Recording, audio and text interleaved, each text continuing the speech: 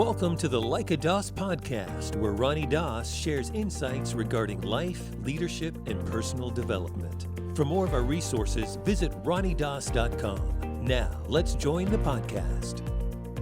In today's episode, I want to talk to you about being more equipped than you know. Being more equipped than you know. Essentially, what I'm saying to you is that you have more capacity than you even realize. You see, who you think you are is based on an interpretation of what you have seen in your life, the story that you made up about it, how you've critiqued yourself, and then you come up with this overall picture of who you think you are based on limited information from a time that was previous to now. And so obviously it was limited information, because you could pick up a book right now, gain some more insight and some more wisdom about what is possible, and now it could shift the trajectory and the direction of you moving forward. But up until this point, you didn't have that information. And so this is why it's very important to every day use the day as an opportunity to absorb more, to gain more insight, to expand your capacity, your vision for your future, to see what it is that you can become. Because see, at this point right now, you've made up some story about who you are, and I will bet that it's very limiting. Like you now live in a prison on some level that you have locked yourself into from the inside. But the good news is that you hold the key to unlock that, but you've got to be willing to do the work from the inside. And that means that you've got to be willing to step into some of the unknown with enough of a humility, enough of an openness, and enough of an anticipation of what could be, standing in the place of possibility versus being so probable and predicting what you think is going to happen for you and then making yourself right at the end of the day, because being right for you is number one. It's what means the most to you. Now, a lot of people would say, well, I don't need to be right. It doesn't matter to me. But the fact that they would say they don't need to be right, they're right about. You see, we're trying to be right about everything, even if it is to say that we're not right. And so when you show up today, you have this potential, you have this unlimited capacity that the only way you'll ever find out what it is to tap into it and to step boldly forward with some new information and be willing to admit that you could be wrong about the story that you made up about you. You see, you've got to be willing to continually step forward to find out who it is you could become. Stop trying to defend yourself in the story that you've made up about you up until this point. And then from that point, you wind up missing all these opportunities to see yourself as more, because you've already decided. Like you already know who you are. You already know what it is that you're going to do. You already know what you're capable of. And if I've learned anything, it's that I don't know anything at all. Like I've only learned that, yes, I've added some wisdom to myself to give me a little bit better perspective. But at the end of the day, I really don't know anything. Like everything could change. Like everything could change in a moment, a phone call. You never know what could happen in your life to where things start to shift. And when things shift on the outside, you're either willing to evolve and to grow and to adapt, or you resist change so much that it winds up taking you out. Like change is the only thing that's constant. Like trying to keep everything the same because you think you already know who you are and what you can do is one of the greatest ways to waste your energy, because the world is changing. You can live in resistance your whole life, and it can deplete your creative energy and your openness to what could be. And all you wind up doing is wasting your energy on defending some old model or upholding some old facade of who you think you are based on past information. And so for me, like I just want to tell you how this looks for me. A lot of you know that years ago, I got asked to start training leaders of a program at NASA, at Kennedy Space Center. It was mind-blowing. Like those emails, I'll never forget what it was like the first times I got those emails saying, hey, we'd like to talk to you about you coming down here and working with our teams. Like it was mind-blowing. For me, I was like, could this really happen? And so over a period of time, it was months leading up to me going there, there was a lot of different things I had to do. I had to fill out lots of paperwork. I had to do a lot of stuff. There were screenings. There was a lot that went on. Trust me, to get to go there, there was a lot. And it frustrated me because I had made a very big deal out of it. I wanted to go there. I wanted to work with people at NASA. I mean, come on, once that goes on your resume, it kind of shifts how things go moving forward, and it has. But I wanted to go there. I wanted to have this experience. I grew up, I was a kid that loved space. I loved the possibility of thinking about the unknown. I liked watching Star Trek and Star Wars. I liked things like that. And so for me, NASA represented that. It represented an organization that was stretching beyond what we think we already know. And so, of course, I was excited to go there. And so, building up to getting there, I frustrated myself. I wore myself down. I made myself sick, basically, because I was stressed thinking, okay, am I going to get to go there? Is it really going to happen? And it happened. And finally, I got to go there the first time. I remember the morning that I got my badge to go onto property at Kennedy Space Center. And it was an amazing experience. Like, once I was on property, there was a part of me going, you did it, you're here. And I hadn't even started doing the training yet. It was like an 8-hour day that I was going to do with them the first time. And anyway, being there, like, I was so excited, but I had to show up and deliver. And I did. I crushed it. The first training that we did, it was awesome. I got invited back the next weekend. It was very cool. And I went back down there and I got a high security clearance tour. I got to go around the property. I got to go to the top of the vehicle assembly building, which is the 4th largest building in the world. Like, I got to sit in the crane that built and constructed all the space shuttles, putting them on the rockets. It was amazing. It was just like something that really a lot of people would never get to do. And so for me, it was like, wow, if you can do this, what could be next? And that was the conversation that happened a lot with my wife, Jen, and I afterwards.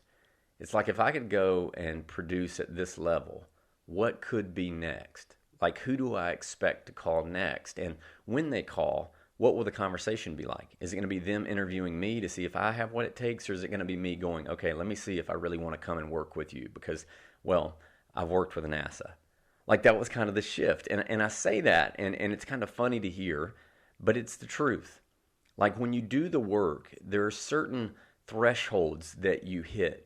And once you break through them, you never go back to thinking less. Like, once your mind has been stretched, it never goes back to thinking less than what it was. And this is why I believe that it's so important for us to give ourselves the freedom to express the calling that we have in our life and to be willing to do the work, even when other people might not understand it. Even when other people may not see where it is that we want to go. But if we know in our heart of hearts that there's more for us, then it's up to us to do that work. Like, we've got to be willing to do that if we want to get to the next level. You know, one of the things that I have quoted many times, and I don't know where this came from. I quote a lot of people, but a lot of times I don't know exactly where it comes from. But I heard this quote that said, we don't get to the next level just because we're bored with this one. And I think a lot of times we just get bored with life and we're doing the same things over and over again. And we think that just because we've gotten bored now, that gives us access to this next level. But I believe in my heart that, yes, you can get bored doing the things that you're doing.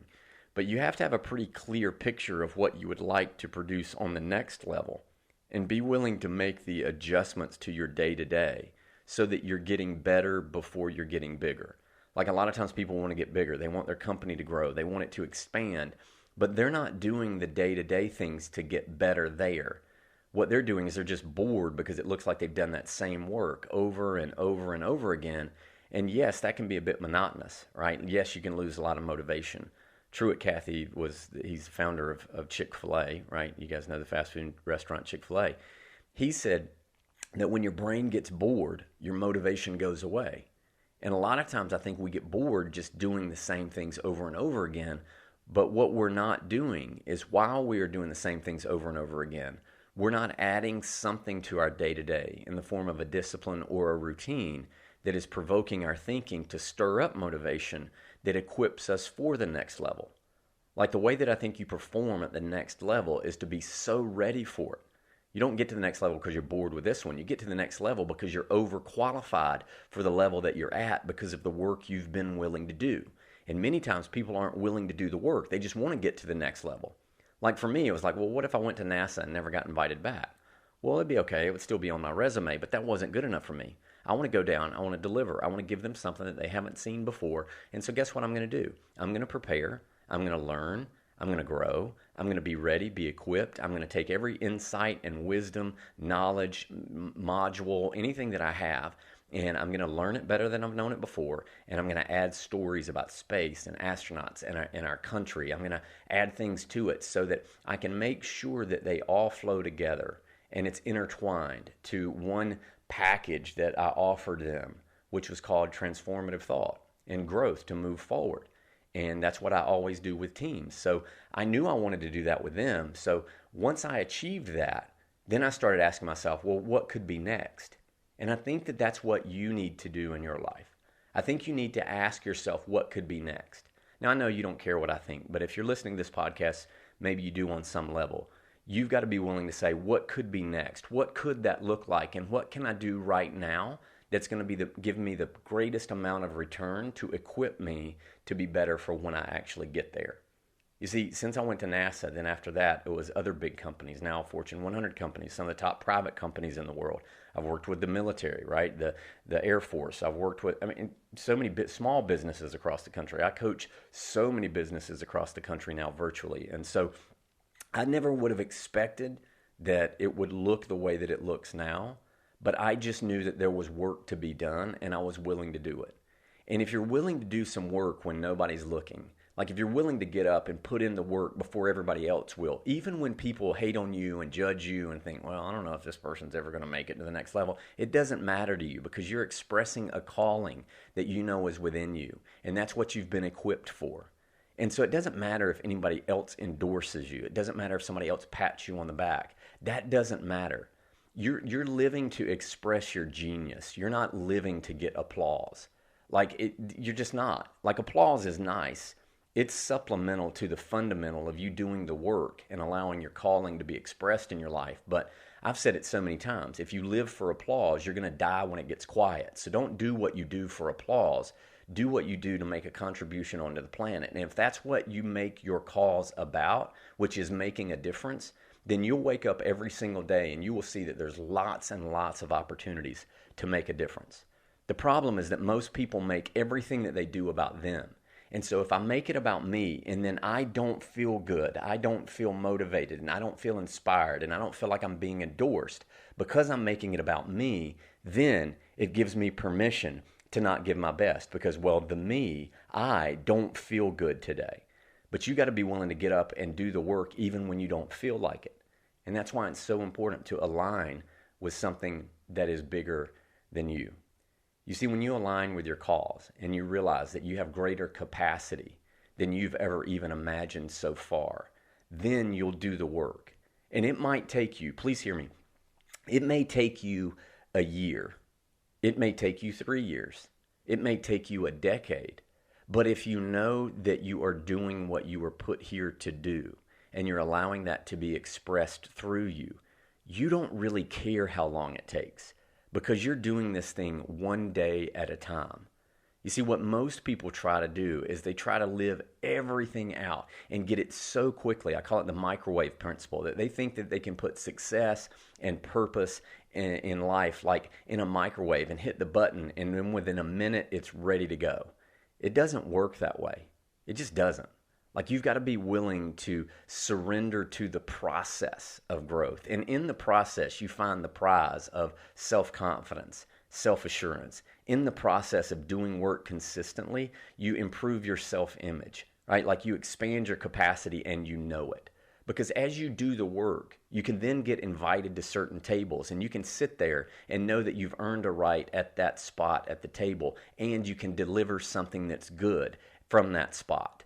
Like, some people want to get invited to a table that they're not equipped to be invited to because they've never done the studying, they've never read, they've never learned, they've never dug in and did the work, but they're like, oh, I'm not getting invited to the table. But you haven't done anything to get invited to the table. You've got to do the work when nobody else is looking. It's like 5:10 in the morning right now. I've been up for an hour already. What have I done? I've been reading, studying, writing down notes. I'm now recording this podcast. And you know what? I may have to do this for the next 10 years of my life. Getting up early, learning, writing out content, putting stuff out there that I don't know if people are going to listen to it or not. I don't know if it's ever going to go viral. I don't know if there's going to be 10 million people listening to it at one time. I don't know. But that is not what determines whether or not I do it. You see, I do it because this is what I'm called to do, because it's what I feel. I align with something that's greater than myself, and I do the work. And that's what I would suggest that you do. If you're willing to do that, you will slowly expand your capacity. And as you expand your capacity, you create space for more things to enter your life. You have more options. And I believe the quality of your life is in direct proportion to the quality of your options. I learned that from Brian Tracy, and I think it's very true. Like, the quality of your life is in direct proportion to the quality of your options. So if you don't have any options because you're not digging in and you're not expanding your capacity, then I don't think you're going to live fulfilled, and I don't think you're going to enjoy your life as much as you could if you were willing to dig in and do the work. So, hope you got something out of this today. I know it was a little longer than our typical podcast, but let me tell you this before we go. December 13th in Phoenix, Arizona, I'm doing a one-day Emerge event, and I'm going to recommend that you be there. That you be there for this event. You bring your family, you bring your team, you get registered to go to this event because it's going to be life transforming. I'm going to share some things in this day that I've not shared yet that I know are going to help you to shift how you see you and how you see what's possible for your future. Because when those things shift and you're willing to do the work, I'm telling you, start to create something far greater than anything you've created so far. And if you want to make 2020 the best year you've had yet and be more equipped to really create and produce better, then you need to be at this event. It's on Friday, December 13th, 2019 in Phoenix, Arizona, our one-day Emerge event. You can email my office, info, I-N-F-O, at dossteam.com. They'll send you over a registration link you can click on and get registered for that event, info, I-N-F-O, at dossteam.com. Be at this event. It's going to be an awesome day. I look forward to seeing you there. Take care.